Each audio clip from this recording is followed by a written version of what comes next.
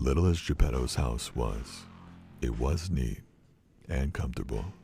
It was a small room on the ground floor with a tiny window under the stairway.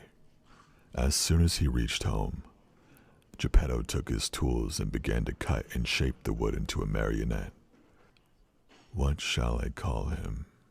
he said to himself. "I think I'll call him Pinocchio."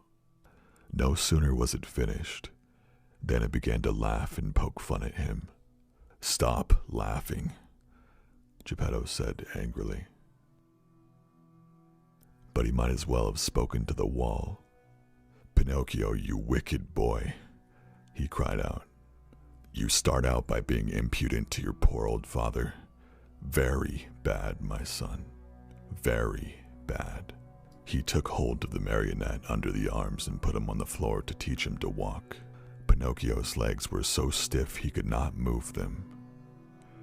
And Geppetto held his hand and showed him how to put one foot after the other. When his legs were limbered up, Pinocchio came to the open door, and with one leap he was out into the street. Away he flew. Poor Geppetto ran after him, but was unable to catch him. "Catch him!" Geppetto kept shouting. One person after another gathered around the two, saying, "Geppetto looks like a good man, but with boys he's a real tyrant. If we leave that poor marionette in his hands, he may tear him to pieces." They said so much that finally the policeman dragged Geppetto to prison. "Ungrateful boy, to think I tried so hard to make you a well-behaved marionette." Very little time did it take to get poor old Geppetto to prison.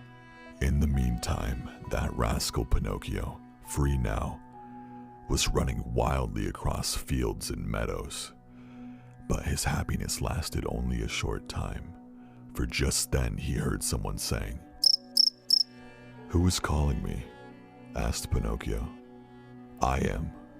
Pinocchio turned and saw a large cricket crawling slowly up the wall. "Tell me, cricket, who are you?" "I am the talking cricket, and I refuse to leave this spot until I have told you a great truth. Woe to boys who refuse to obey their parents and run away from home. They will never be happy in this world, and when they are older they will be very sorry for it." At these last words, Pinocchio jumped up in a fury, took a hammer from the bench and threw it with all his strength at the talking cricket. And, sad to relate, my dear children, he did hit the cricket, straight on its head. With a last weak, the poor cricket fell from the wall, dead. If the cricket's death scared Pinocchio at all, it was only for a few moments. He turned to look, and behold, there in the darkness stood two big black shadows, wrapped from head to foot in black sacks. The two figures leaped toward him as softly as if they were ghosts. He tried to run away, but hardly had he taken a step when he heard two horrible, deep voices say to him, "Your money or your life."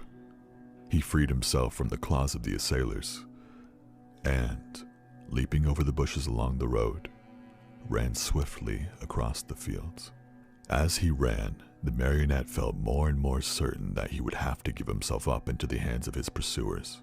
Suddenly, he saw a little cottage gleaming white as the snow among the trees of the forest. In despair, Pinocchio began to kick and bang against the door. At the noise, a window opened and a lovely maiden looked out.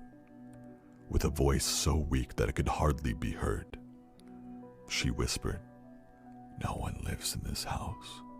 Everyone is dead. No one lives in this house. Everyone is dead." "Won't you at least open the door for me?"